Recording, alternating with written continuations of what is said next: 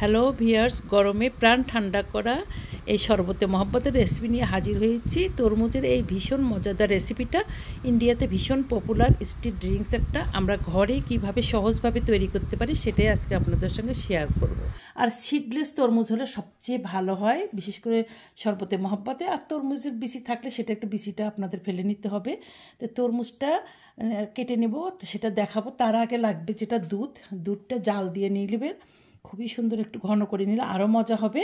আর লাগবে চিনি, যেটা একেবারে আমি অথেন্টিক করে দেখাবো, কোনো কনডেন্স মিল্ক ইউজ করবো না। আমি চিনিটাকে একটু সিরাপ বানায় নিয়ে তারপরে কীভাবে শরবতটা বানাইতে হবে সেটাই দেখাবো। আর লাগবে হচ্ছে একটু রুয়াবজা। তো রুয়াবজাটাও আমি পরে আপনাদের সঙ্গে শেয়ার করব। চলেন ফার্স্টে আমরা চিনিটা কিভাবে আমরা সিরাপ বানাই নেব, যাতে টেস্টারটা একেবারে পারফেক্ট আসে। ভিউয়ার্স, এখানে আমি চিনি নিয়েছি আধা কাপের মতো।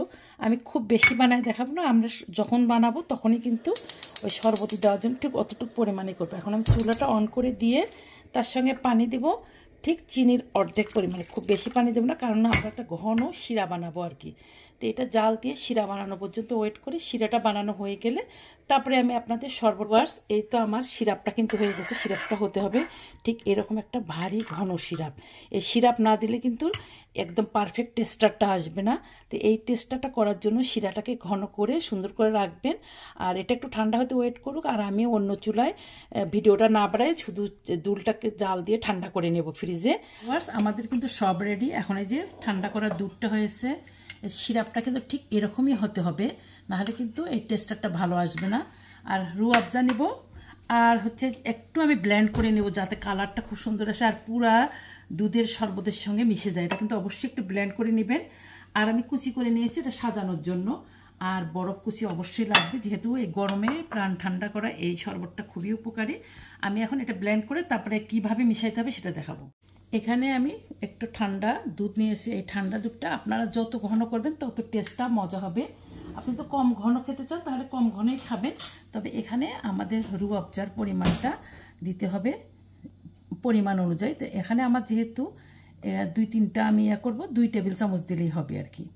2 টেবিল চামচ। এখানে কিন্তু আমি অন্য কোনো ফ্লেভার অ্যাড করবো না, কারণ রুয়াবজার একটা স্ট্রং ফ্লেভার আছে, ওইটাই কিন্তু হবে।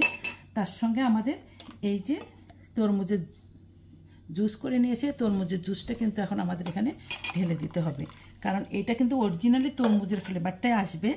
আর এখানে এই যে সিরাপটা যে আমি করে নিয়েছি, এই সিরাপটা কিন্তু মনে রাখতে হবে আপনাদের টেস্টারের উপর। আপনারা যদি বেশি চিনি খান, মিষ্টি খান, বেশি দিবেন।